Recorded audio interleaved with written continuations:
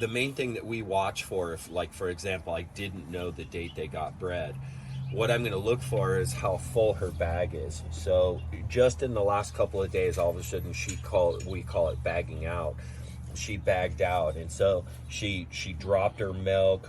She became really full, and 2 days ago, it was not only that she was bagged out, she was tight. So I knew we were getting close.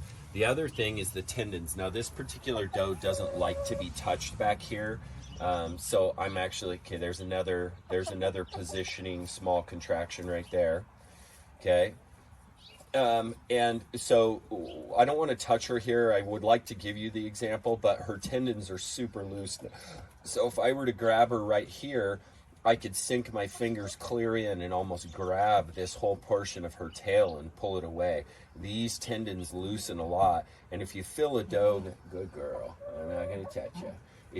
If you feel a doe and you need a comparable that's not close, that area around there is really rigid and you can't get your fingers in at all. When they're getting close to kidding, you can really like almost touch finger to finger on each side of this portion right here. So we look for tendons, we look for bags, we also look for temperament. So they get kind of like lovey-dovey when they're getting closer.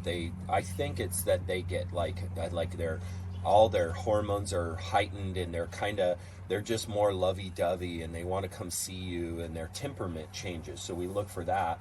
And then the last one of the final stages that we look for is that we look for this portion of their body to be sunken in, because what's happening is the babies are dropping in their positioning, and this sink-in factor is another big key that they're close to kidding. So this is something to look for, and this is a doe that's getting ready. I'm guessing she's probably going to kid in the next couple of hours. She's already showing early contractions, so it could be the next hour. She hasn't really pushed her plug yet, but I think that's not a reliable thing to look for in does, is that they push their plug.